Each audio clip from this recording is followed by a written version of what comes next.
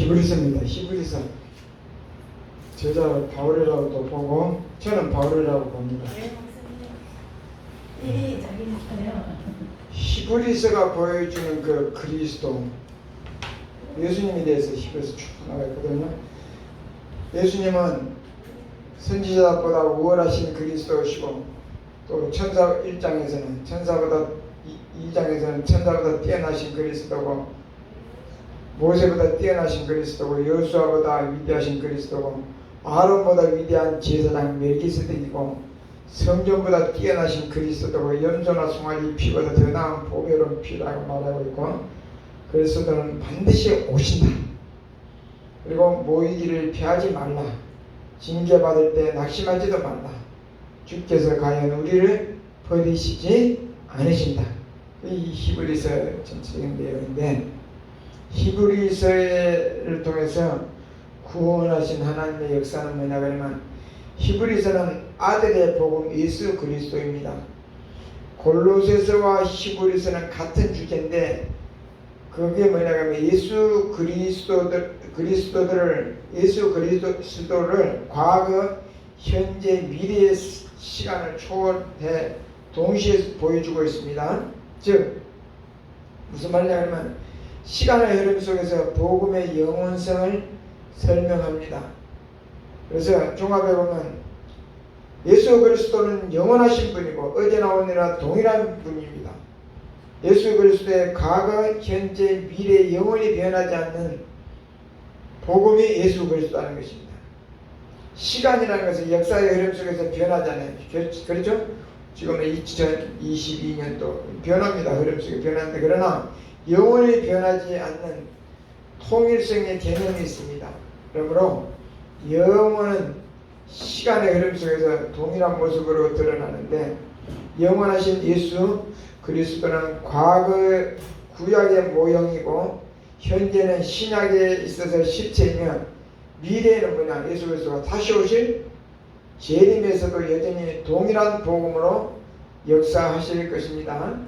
그리고 이제 구체적으로 1장부터 13장까지 히브리서가 되는 1장부터 보면 1장부터 4장까지는 뭐냐 그러면 구체적인 것은 놔두고 1장부터 4장까지는 창조, 그 다음에 족장, 창조하고 족장은 1장, 2장이 창조, 족장이 나옵니다. 그 다음에 2장에 보면 그 광야 시대가 나옵니다. 그 다음에 정복 시대가 이제 또 나오는데 3장에 보면, 그 다음에 4장에 보면 사사 시대가 쭉 나오면서 1장부터 4장까지 그렇게 되어 시대를 압축해 놓았고, 그 다음에 히브리서 5장부터 10장까지는 내기를 압축해 놨습니다. 5장부터 10장까지는 5장부터 참 대제자 율법과 그러면서 10장까지입니다. 10장까지는 내기를 압축해 놓았고, 그 다음에 11장부터 마지막 13장까지는 성도의 삶에 대해서 압축해 놓았습니다. 13장까지, 11장부터 13장까지 압축해 놓았습니다. 그리고 이제 그 뒤에 또 뒤에 가면서 또 보겠습니다만은 구체적으로 보겠습니다. 그 다음에 히브리서 다음에 뭐가 나와요? 야고보서가 나오죠. 야고보서는 시험과 시련을 이기는 믿음에 대해서 나오고 행함이 있는 믿음에 대해서 나옵니다.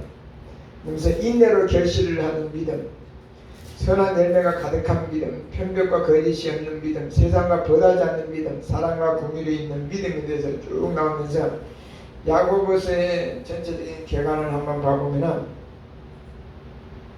믿음의 복음 예수 그리스도 되겠죠. 믿음의 복음 예수 그리스도. 야고보서는 성숙한 믿음에 대한 그런 이야기가 쭉 나오는데, 성숙한 믿음의 마지막 결론이 뭐냐? 그게 5장에 나오는데, 그게 아까 말씀드렸죠. 인내. 신앙생활 한마디로 인내라고 했습니다. 성숙한 믿음의 마지막 결론, 인내로서 결실한 믿음이라는 것입니다. 그러면서 인내를 설명하기 위해서 또 욥을 등장시킵니다. 욥. 그렇죠? 5장에 보면 욥처럼 인내, 죄인을 미혹한 길에서 돌아서도록 엘리야처럼 기도해야 되고, 사망에서 구원, 허다한 죄를 덮으신다는 것입니다. 그것이 이제 야고보서에 쭉 나와 있습니다. 그러면 이제 구체적으로 히브리서부터 다시 한번 또 보면은 히브리서부터 지금 야고보서 5장까지 되어 있는데 히브리서와 야고보서의 핵심이 뭐냐? 핵심이 성경은 구약을 옛 언약이라고 옛 붙여서 옛 언약이라고 신약을 새 언약이라고 그랬잖아요. 그렇죠? 새 신자도 한번. 그래서 히브리서는 구약의 언약을 성취하신 예수 그리스도의 실체를 보여주고 있고 야고보서는 하나님의 친아들로 대우를 받는 우리가 골든타임에 끝까지 인내로 시험을 통과해서 성숙한 믿음으로 살도록 안내해 주는 게 이 야고보서입니다. 그래서 두 책의 결론은 한마디로 뭐냐 그러면 히브리서와 야고보서의 결론은 뭐냐면 욥의 인내를 말하고 있습니다. 욥의 인내. 그러면서 이 그게 이제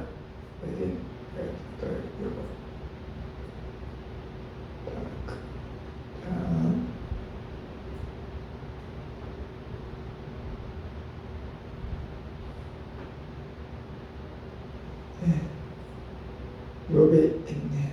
히브리서와 야고보서, 히브리서 1장부터 야고보서. 성경은 아까 지금 설명한 게 지금 다 그림으로 나와 있습니다. 에덴과 새 언약으로 구약과 신약으로 구성되는데 히브리서는 아까 말씀드렸죠. 히브리서는 구약의 언약을 성취하신 예수 그리스도 실제를 보여줬고 야고보서는 하나님의 친아들 이렇게 되어있죠. 친아들로 대우받는 우리 야고보서 하나님 대우받는 우리가 어떻게 되냐 골든타임까지 인내하며 시험을 이겨내고 성숙한 믿음으로 살아가자. 그게 내용입니다. 그 다음에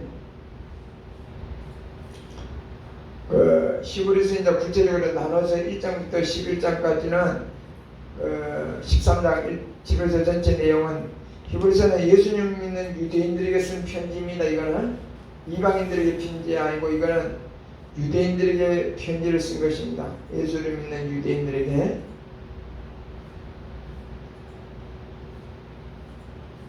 그래서 이렇게 빨라.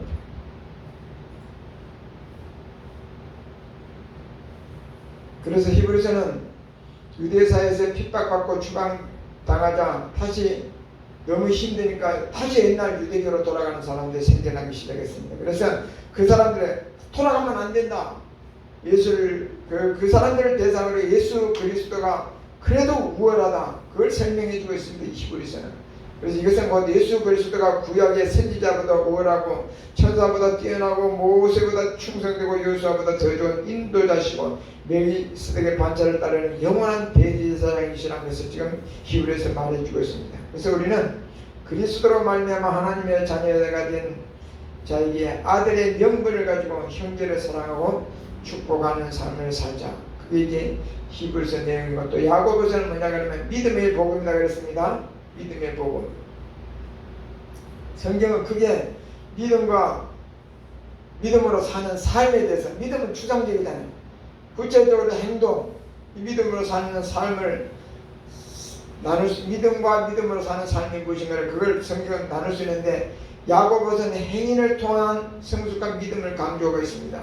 성숙한 믿음은 시험과 욕심을 이기고 그래서 성숙한 믿음이 없으면 죽은 믿음이라고 야고보서 2장 17절에 그랬잖아요. 그래서 성숙한 믿음이 나타나야 되는데 그러나 임마누엘 그리스도가 주인으로 살아주시면 내가 비워주고 내 안에 주님이 주인으로 살아주시면 성숙한 믿음이 나타납니다. 그렇지 않고는 안 나타난다 그 말씀이죠. 우리가 이 땅에서 그리스도의 인내를 가지고 고난 속에서 경건하게 살면 재림의 때 영원한 영광을 받아내는 상급이 주어집니다. 그 다음에 베드로전서입니다. 베드로전서. 그래서 성경에 지금 순서대로 좀 하고 있습니다. 계시록까지 일단 끝내놓고 또 마지막 강의니까.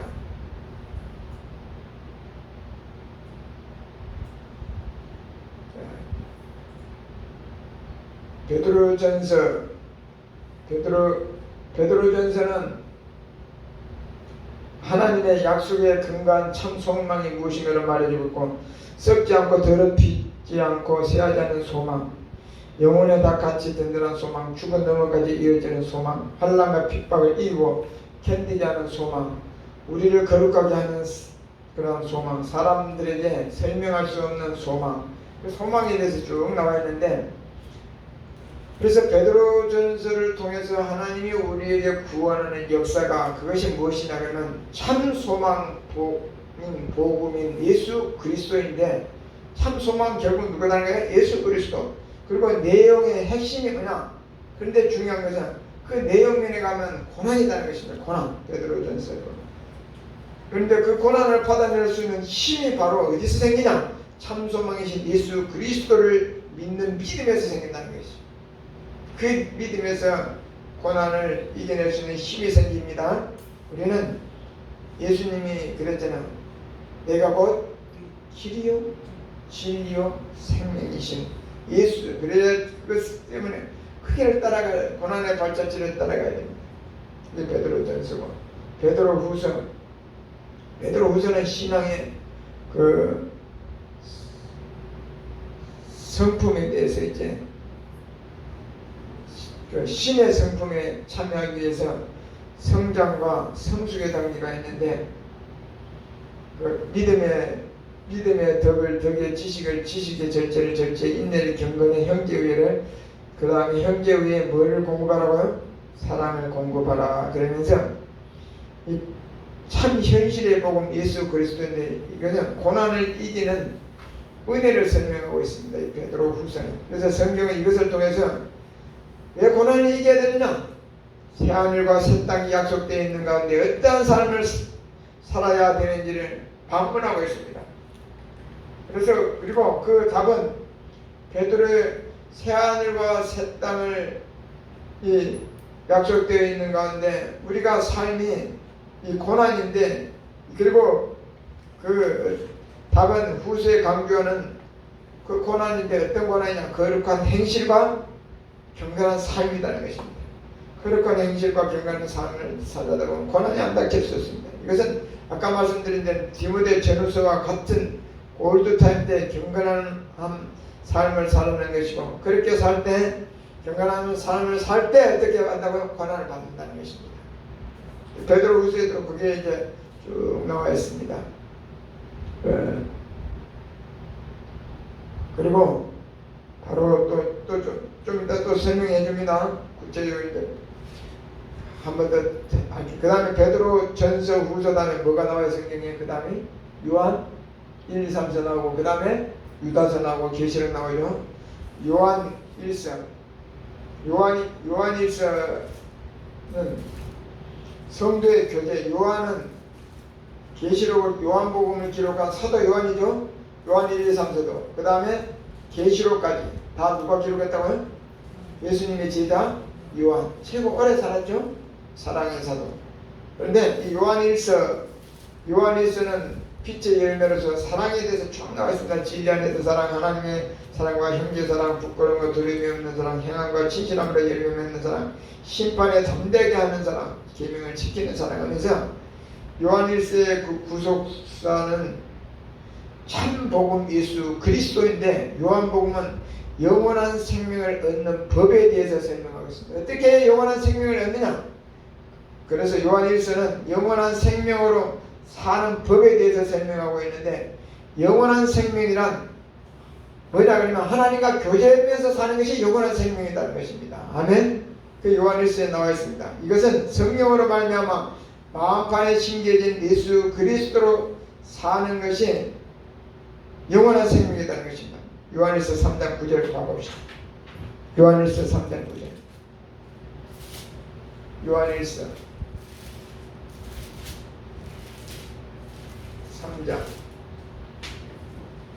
3장 9절 같이 봅시다.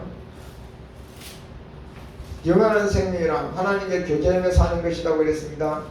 성령으로 말미암아 마음판에 심겨진 예수 그리스도로 사는 것이 영원한 생명이다 그랬습니다. 그러니까 영원한 생명은 죽어서만 영원한 생명이 아니라 이 땅에서도 영원한 생명으로, 그렇죠? 연장은 누구 안에서? 예수 그리스도 안에서. 요한 1서 3장 9절을 같이 봅시다. 시작. 하나님께로부터 난 자마다 죄를 짓지 아니하나니 이는 하나님의 씨가 그의 속에 거하며 그도 범죄하지 못하는 것은 하나님께로부터 났습니다. 24절도 봅시다. 24절 시작. 그의 계명을 지키는 자는 주 안에 거하고 주는 그의 안에 거하시나니 우리에게 주신 성령으로 말미암아 그가 우리 안에 거하시는 줄 우리가 아느니라. 성령으로 말미암아 우리가 안에 예수님이 거하시는 줄을 안다는 것입니다.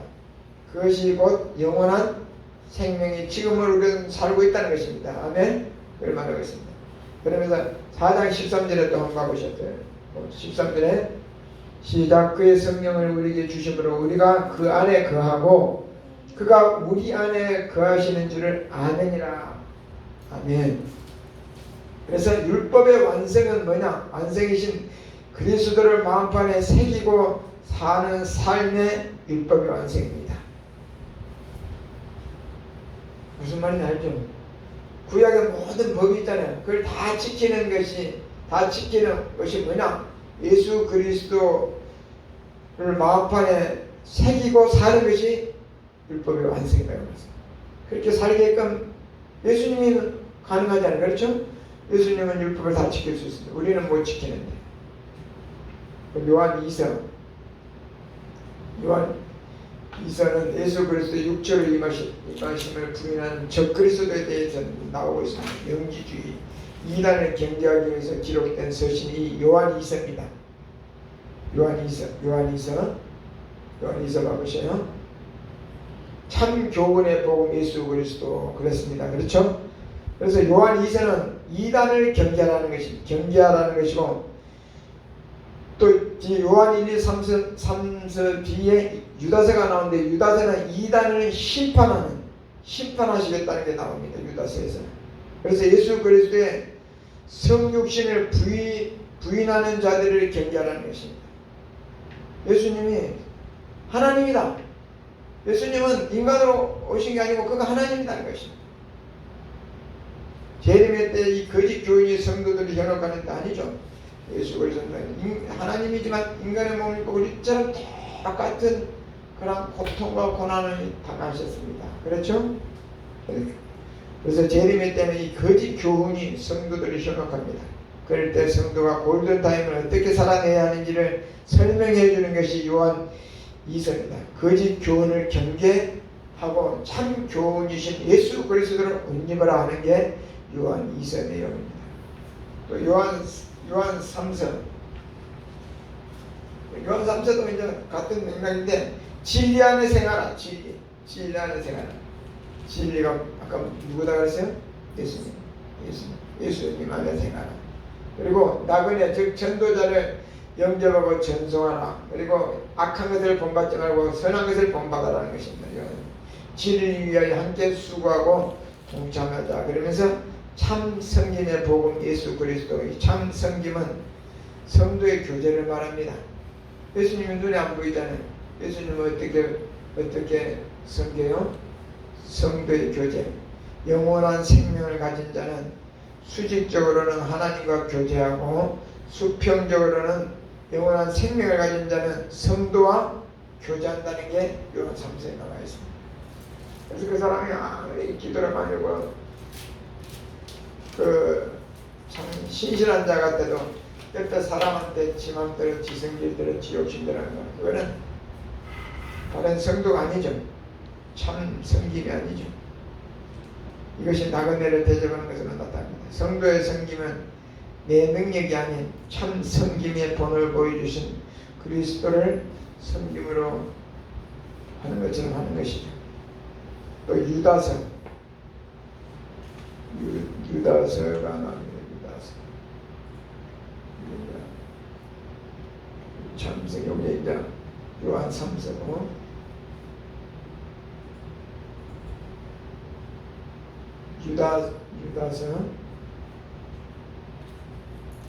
유다서는 그것도 물론 참진리 복음 예수 그리스도인데 요한 2서가 아까 뭐라 그랬어요? 이단을 경계하는 내용이었다면 유다는 이단을 심판하시겠다는 내용입니다. 그 이단에 대한 심판의 결론입니다. 그러니까 유다서는 아까 말했잖아요. 제가 유다서는 심판은 그렇지만 그 골든타임 시대에는 사는 성도는 심판이 있을 때까지 예수 그리스도의 복음을 지키기 위해서 거짓 교사와 이단 그런 사들과 싸워야 됩니다. 우리가. 그렇죠? 그래서 유다서 1장 3절에 한번 봐보시죠. 유다서 1장 3절.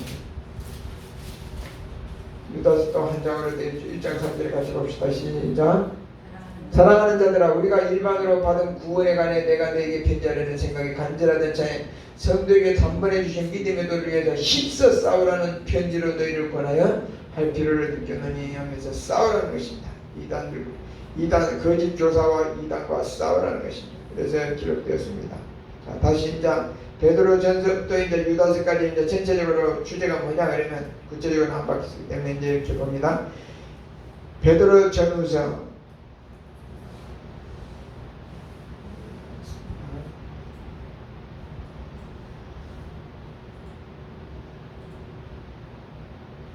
베드로 전서, 베드로 후서 쭉 유다서까지 우리가 봤는데 베드로 전서부터 유다서까지 전체 주제가 뭐냐?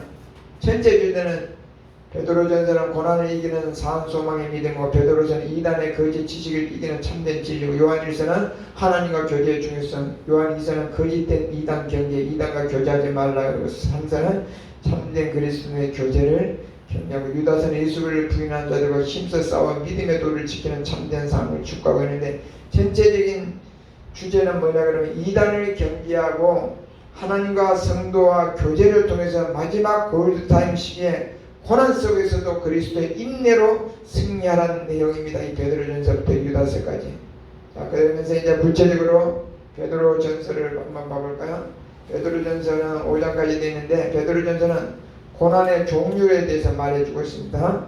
그러면서 베드로전서 1장 6절에 보면 기쁨의 고난도 있다는 것입니다. 그 다음에 2장 20절부터 21절까지는 아름다운 고난도 있다는 것입니다. 그 다음에 3장 14절 15절 소망의 고난, 그 다음에 영광스러운 고난이 4장에 나와 있고, 그리고 근데 그 고난들이 잠깐의 고난 5장 10절에 설명하고 있습니다. 베드로전서 고난이에요. 이러한 고난은 왜 고난을 받는 거예요? 영원한 영광을 위한 고난이라는 것입니다. 성도에게 고난이 있는데 그 고난은 영원한 영광을 위해 그리스도의 매력을 보여주는 기회가 된다는 것입니다. 이것을 베드로전서에서는 아름다운 고난이라고. 고난이 와라. 그런데도 나는 나에게는 주님이 있기 때문에 다른 사람 믿지 않는 사람들을 보기에는 뭐다고요? 그리스도의 살아계신 매력을 보여줄 수 있는 것입니다. 이것을 베드로전서에서는 아름다운 고난이라고 표현합니다. 선을 행함으로 고난을 받고 참으면 이는 하나님 앞에 아름다운이라고 베드로전서에 말하고 있습니다. 그 다음에 베드로 후서는 3장까지 되어 있죠. 베드로 후서 보면 베드로 후서는 구약시대 거짓 선지자들이 있었다면 지금은 거짓 선생들이 있다는 것입니다. 이들은 성경의 모든 예언을 사사로이 해석함으로써 복음을 훼손하고 변질시켜서 성도로 하여금 새하늘과 새 땅을 바라보지 못하게 하는 이 현실의 문제, 육체의 정욕에 빠지게 한다는 것입니다. 이러한 이단을 대항하고 마지막 때 경건과 거룩으로 진리의 복음을 지키는 것이 참 성도의 삶이라는 것을 말해주고 있습니다. 이 베드로 후서에. 그럴 때 고난을 이기게 된다는 것입니다. 그 다음에 베드로 후서가 그러고 그 다음에 요한일서 봐볼까요?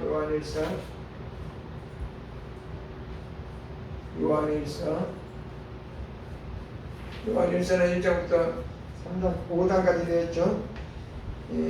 요한일서는 참 계명은 바로 예수 그리스도라는 것입니다. 그러면서 이것은 율법의 완성이신 그리스도가 내 마음에 오셔서 참 계명으로 살아가게 되는 신비한 이 복음의 메시지인데, 이 성도는 영원한 생명이신 예수 그리스도가 주인으로 살아주시는 은혜로 우리는 마귀를 못 이깁니다. 내 안에 예수 그리스도가 살면은 그 은혜로 마귀를 대적하고 세상의 죄와 악한 이 쾌락을 믿음으로 이기게 된다는 것입니다. 그게 요한일서에 나와 있습니다. 그렇죠? 그래서 우리는 흉악한 자를 이길 수 있어요. 적그리스도 미혹의 영도 분별하되 예수로 살아서 이렇게 알 수 있다는 것입니다.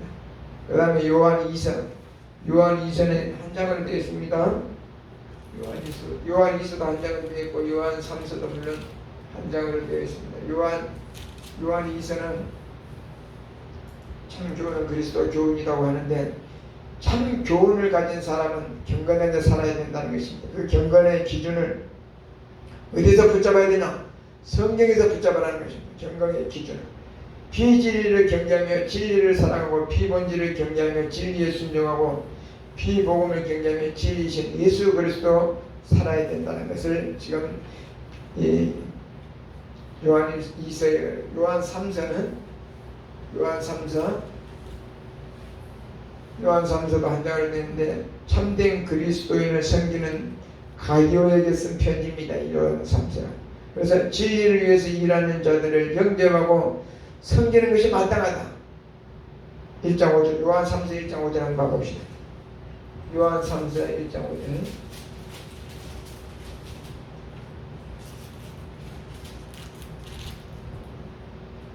시작. 사랑하는 자여, 내가 무엇이든지 형제 곧 나그네 된 자들에게 행하는 것은 신실한 일이니, 이렇게 되어 있습니다. 요한 3서 1장 또 3절 봅시다. 시작. 형제들이 와서, 요한 3서 1장 3절 시작. 형제들이 와서 내게 있는 진리를 증하되 네가 진리 안에서 행한다 하니 내가 심히 기뻐하노라 그랬습니다. 그러면서 요한 3서 1장 3절에 1장 2절에 가보시오. 시작. 사랑하는 자여, 내 영혼이 잘된 같이 네가 범사에 잘되고 강건하기를 내가 간구하노라 그랬습니다. 그래서 여기 그림에도 영혼이 잘된 거고 범사에 잘되고 강건하기를 구한다. 진리 안에서 진리를 증거하고 진리를 위해서 교회를 돌보는 참된 그리스도인을 섬기라는 것입니다. 그 섬김이 그리스도의 섬김에서 나올 때 진정한 섬김이 된다는 것입니다. 그 다음에 유다서, 이제 아까 우리가 봤던 유다서까지 보고 있는 계시록을 봅시다. 유다서, 아까 말씀드렸죠. 유다서는 이단들이 뭐다 그래서 심판이다 그랬습니다. 심판. 이단들의 가만히 들어 경건치 않은 자들 막 그러면서 고라가 다다 막 그냥 쭉 나옵니다. 마지막 때 비진리가 성도들을 혈압한다는 것입니다. 마지막 시대 때 거짓 지식을 가르치는 이단 사설에 감염되지 말고 참 진리이신 예수 그리스도의 복음을 위해서 싸워야 된다는 것입니다. 그것이 유다서 1장 3절에 있습니다.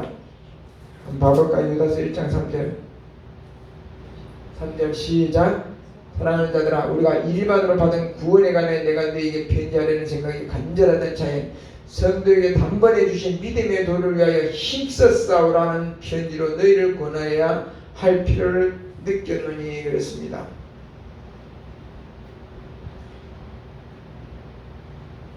그리스도 복음을 위해서 참지신 예수 그리스도를 복음을 위해서 싸우라는 것입니다. 세상이 전쟁터다는 것입니다. 전쟁터에서 영원한 영적 전쟁은 이거는 우리 힘으로 우리 지식으로 우리 능력으로 할 수가 없습니다. 영적 전쟁은 진리로 이거는 싸워서 이길 수밖에 없습니다. 예수님과 함께. 아멘. 그것을 지금 마지막 때는 그렇습니다. 이거 우리 힘으로 안 된다는 것입니다. 진리로 싸워 이길 수밖에 없습니다. 이게 유다서까지. 이거 좀 낮춰도 되겠네. 추운가 봐요. 낮추세요. 그 다음에 이제 요한계시록을 보겠습니다. 요한계시록은 몇 장까지 되어 있어요?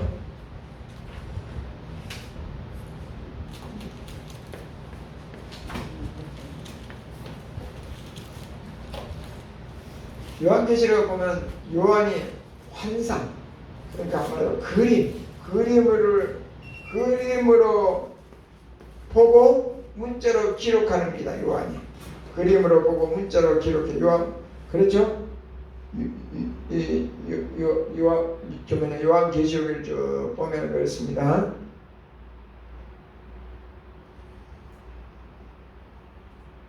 그런데 또 신구약 성경에 대한 이 이해가 부족하면 요한계시록은 생뚱맞은 게 아닙니다. 다 성경에 있는 것을 거의 가지고 온 것입니다. 그래서 그걸 모르면 요한계시록 이해하기가 어렵습니다. 그리고 요한계시록이 당시 기록될 우리가 상황을 보면 요한계시록은 주후 81년부터 96년까지 도미티아누스 황제, 로마 11대 황제인데 그때 로마를 다스리던 시기였습니다. 그러니까 다른 사도들은 다 순교했습니다. 다 순교하고 예수님의 제자 바울까지 순교했다고 보면 됩니다. 다른 다 사도, 그래서 사도 요한만 남아서 지금 교회를 지키고 있습니다. 예수님의 제자 중에서. 예수님이 태어난 시기를 우리는 AD 막 2년으로 보고 4년으로 보고 그렇잖아요. 그때부터 이제 AD로 보잖아요. 그러니까 아주 심한 박해가 네로 황제 때라고 알잖아요, 역사적으로. 근데 1차 박해입니다. 64년부터 67년까지 이어졌고, 예루살렘이 완전히 로마의 디도스 장군에서 멸망될 때가 몇 년도인지 아시죠? AD 70년대. 성전이 다 불에 타고 돌 하나 돌 위에 남지 않고, 이 예루살렘은 포위당하고 불에 다 예루살렘 성이 다 불에 탁버리고, 그래서 다 흩어지고 예루살렘이 그렇게 함락되었습니다.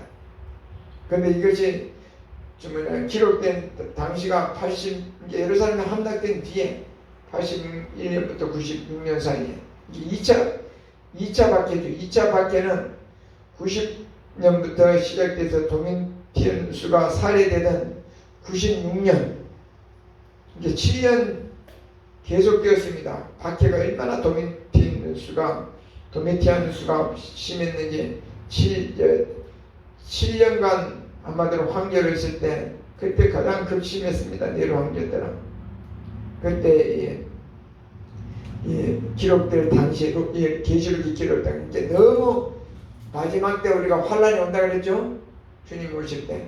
그것처럼 지금 이때 가장 엄청난 박해가 심했습니다. 그래서 성도들과 교육자들은 너무 힘드니까 극도의 근심과 불안에 떨고 있었습니다. 그때 이 계시록이 나오죠.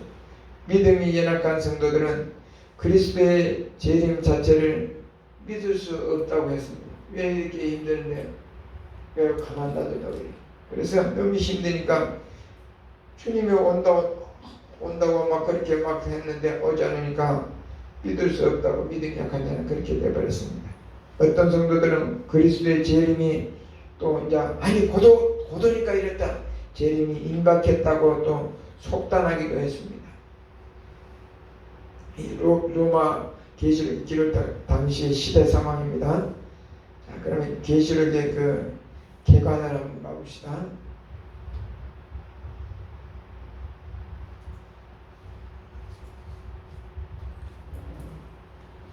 이 요한계시록의 구속사는 무엇이냐 하면 새 창조의 완성입니다. 창세전에 예정된 하나님의 계획이 뭐냐 그러면 그리스도와 함께 왕노릇하는 것입니다.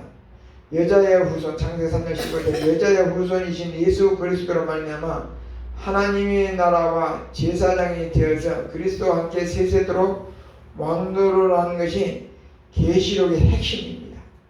그래서 그 중에서 이 계시의 복음이신 예수 그리스도가 있는데, 그렇기 때문에 복음서가 참 중요합니다. 사복음서가 복음서를 모르면은, 또 복음을 모르면 요한계시록을 이해할 수가 없습니다. 마지막 날에 환란이 아닌 복음을 이해하는 것이 더 중요합니다. 그렇죠? 왜 나가 이 환란을 당하는 거? 그럼 이유를 모르고 당하면 더 힘들잖아요. 그런데 복음을 알면은 환란을 이길 수 있다 이 말씀입니다. 그래서 계시록 10장 7절에 복음과 같이 하나님의 그 비밀이 이루어지리라, 이 말씀은 복음을 알아야 환란을 이해할 수 있다는 그 말씀입니다. 그래서 마태, 마가, 누가, 요한 이 사복음서를 순서대로 볼 때 사복음서의 마지막은 요한복음이잖아요. 요한복음의 이 결론인데 영생입니다. 영생. 그렇죠? 영생. 그 영생으로 땅에서 왕노릇 1000년 동안 왕노릇 그리고 나서의 세sek토록 영생 왕노릇 한다는 이야기가 요한계시록의 전체적인 한마디로 그것을 전체적으로 이제 반복하고 있습니다. 요한계시록에서 이제 23절을 쭉 반복하고 있습니다. 그래서 요한계시록의 계시의 복음 구체적으로 이제 요한복음 1장부터 몇 장까지 됐어요? 21장까지 돼 있죠. 근데 요한계시록 22장까지 되어 있죠. 자, 요한계시록 이제 제대로 해서 막 구체적으로 막 몇 장을 보고 그런 내용까지는 못하겠고,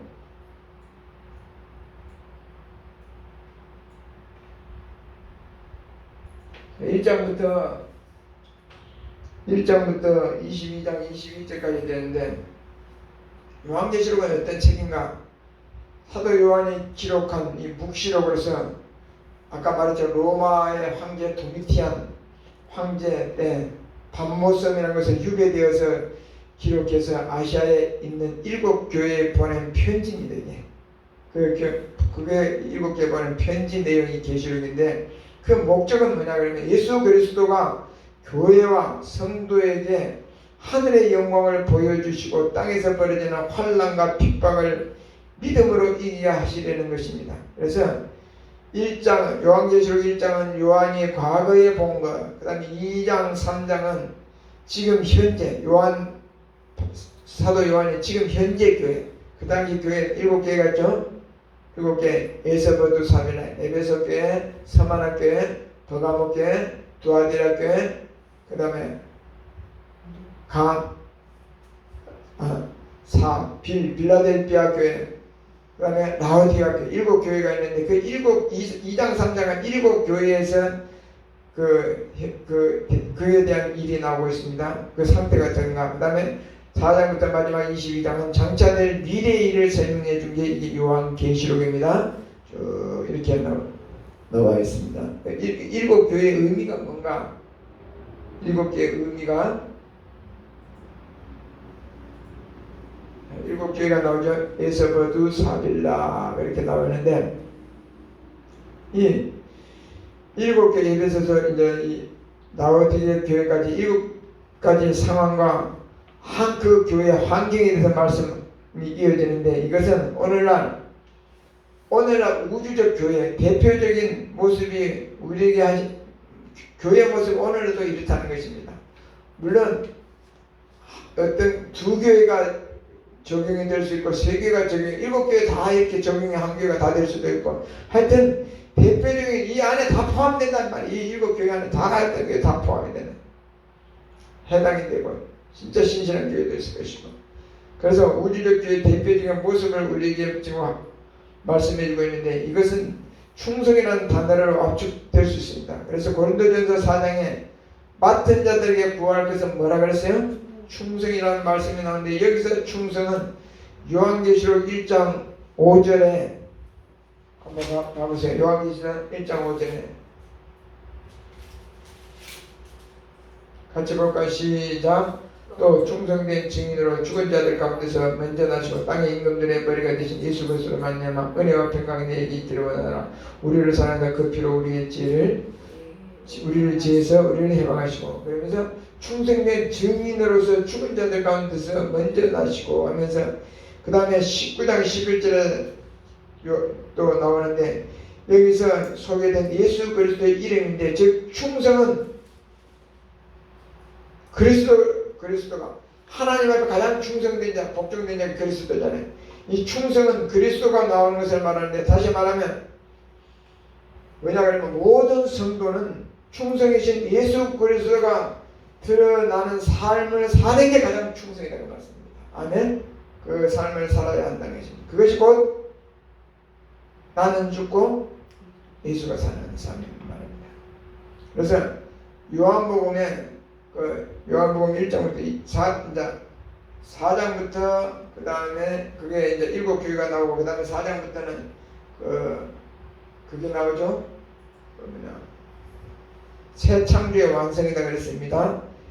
4장부터 22장까지 새 창조의 완성이라고 1장은 우리를 하나님 아버지의 나라와 제사장으로 삼고 출발했다 그랬습니다. 그리고 3장 4장은 2장 3장은 7교회다 그랬죠. 그 다음에 4장부터 5장은 천상에서 예배하는 모습을 보여주고 있고 이것을 결과로 미리 보여주는 것으로서 새하늘과 새 땅에서 세세토록 왕노릇하는 것이 21장 22장인데 그것을 미리 보여주고 있습니다.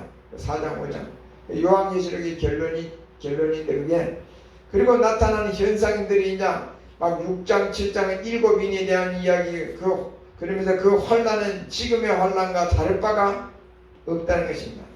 지금은 재림의 때인데 하나님의 시간 개념을 잘 우리가 이해해야 되는데 왜 재림의 때인가? 하나님의 주님이 그랬잖아요. 하루가 1000년 같고 1000년이 하루 같은 하나님의 시간이 있다는 말입니다. 그래서 요한계시록은 이거 언제 기록됐어요? 2000년 전에 기록됐어요. 근데 지금 2000년 됐어. 1000년이 하루 같다면 지금 이틀밖에 안 지났어요. 그렇죠? 1000년이 하루 같고 그 정도로 금방 2000년이 금방 지나갔다는 것입니다. 그래서 요한계시록은 2000년 전에 기록됐지만 그 당시도 지금도 이틀밖에 안 되니까 재림이 눈앞에 있다는 것입니다. 재림의 때란 예수님이 승천하신 때부터 오실 때까지를 의미합니다. 이 재림의 때, 곧 골든타임에 천상의 예배자의 모습을 기대하면서 환란을 이기고 그리스도와 왕노릇하는 삶을 살아야 됩니다. 그것이 이제 새 창조의 완성 쭉 하면서 나왔습니다. 이것만 정리하고 마칩시다. 자, 그러면 중요한 것은 뭐냐 그러면 현재적으로 지금 인내, 막 환란, 고난 이런 건 제가 말을 계속했죠. 마지막 부분이 되면서 계속 이렇게 나옵니다. 그렇죠? 막 베드로 전후서, 데살로니가 전후서 그런 계속 나오잖아요. 환란, 인내, 막 재림의 때는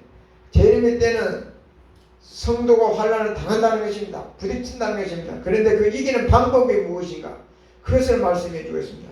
그래서 요한계시록의 결론은 뭐냐 그러면 이미 보여줬습니다. 결론이 이길 수 있는 힘은 어디에서 오는지에 대한 설명이 본론에서 이어지는데 성도가 인내할 수 있는 원동력은 한마디로 왜 우리가 이길 수 있느냐? 결론을 봤기 때문에 이길 수 있다는 것이다. 우리가 이렇게 돼도 결국은 뭐냐 그러면 4장 5장에 천상에서 예배.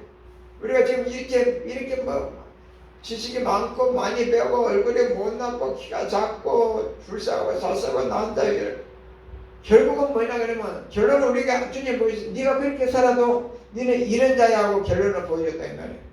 이해가 되시죠? 그러니까 환란을 이길 수 있다는 것입니다. 아멘? 그걸 말하고 있습니다. 그래서 하나님이 아브라함에게 가나안 땅을 보여주셨을 때 아브라함은 이미 가나안 땅에 서 있었습니다. 그러나 아브라함은 하나님이 주신 가나안 땅을 차지했어요? 못했어요? 하지 못했습니다. 자식을 하늘의 별처럼 못했습니다. 근데 눈에 보이는 땅이 아닌 아브라함은 하늘의 도성임을 믿음으로 바라본 것입니다. 그것이 히브리서 12장에 9절 10절 믿음으로 바라봤다는 것입니다. 그걸. 그래서 이런 아브라함의 믿음이 필요합니다. 이것은 종착지를 바라본다는 거예요. 우리는 이 현실만 보면 안 되고 우리의 종착지를 바라보면 이것을 이길 수 있다는 것입니다. 환란을. 아멘? 그것을 지금 보여주고 있습니다. 계시록도 환란이 아무데 와라. 그러나 내가 그 전에 죽든 말든 숨겨든 어쨌든 결국은 나는 그렇게 된다. 결론이 나에게는 그렇게 정해졌어 지금. 그래서 환란을 이길 수 있다는 것입니다. 그리고 계시록 14장 12절에 보면 인내가 또 계시록도 신앙은 한마디로 인내라 그랬는데 14장 12절만 보고 마칩시다. 계시록 14장 12절. 성도의 인내란 무엇인가? 14장 12절 계시록 14장 12절 시작. 계시록 14장 12절 시작. 성도들의 인내가 여기 있나니 그들은 하나님의 계명과 예수에 대한 믿음을 지키는 자니라. 아멘. 인내가 뭔가 나와있죠? 그들은 하나님의 계명과 예수에 대한 믿음을 지키는 게 인내라는 것입니다. 과연 성도의 인내가 오래 참아내는 것을 말하는 것일까요? 그렇지 않다. 오래 참아내는 게 그게 인내가 아니고, 이 구절에서 성도의 인내는 뭐다고요? 예수에 대한 믿음을 지키는 믿음. 그것이 인내라는 것입니다. 무슨 말인지 이해가 되시죠? 아무리 힘들어도 예수님에 대한 그 믿음을 지키는 게 이게 인내라는 것입니다. 디모데전서 1장 14절과 3장 13절에 디모데후서 1장 13절과 3장 연결해 보면 예수에 대한 믿음이 그러면 뭐냐? 예수의 안에 있는 믿음입니다. 예수님 안에 있는 믿음. 우리 자신의 믿음. 예수님이 대단한 믿음이죠.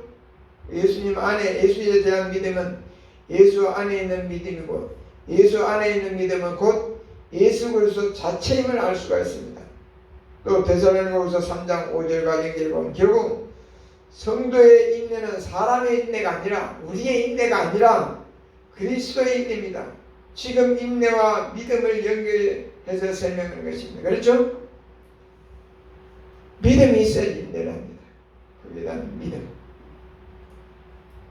그래야지 인내랍니다. 그냥 참은 게 아니죠, 이거는. 그렇죠? 주님에 대한 철저한 믿음. 주님이 인내하는 계시고, 세상 끝날까지 함께 하시고, 내가 그리스도와 함께 십자가에 못 박혀 죽었느니, 그러니 이제 내가 산 것이 내 안에 누가 산다고요? 그리스도가 산.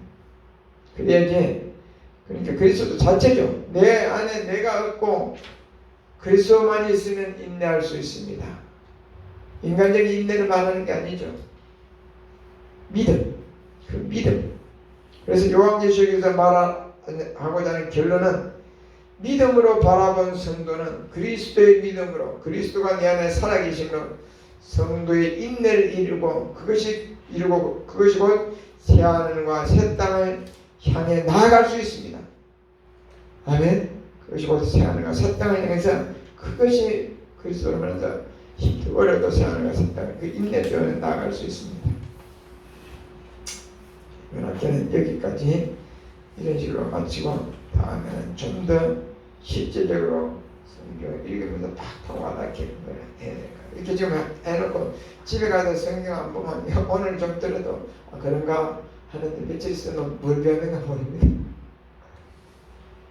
기도하겠습니다. 하나님 아버지 감사합니다. 또 이번 학기를 또 하나님 함께 하셔서 여러 가지를 듣고 또 배웠습니다. 하나님, 그것이 하나님의 말씀을 우리가 더욱더 갈망하게 하여 주시옵소서. 말씀을 볼 때 기억나서 깨닫게 하여 주시옵소서. 말씀이 우리를 구원에 이르게 하시옵시고, 말씀이 우리를 변화시키시고, 말씀이 우리가 믿음의 믿음을 더하게 하여 주시옵소서. 감사드립니다. 예수님의 이름으로 기도하옵나이다. 아멘.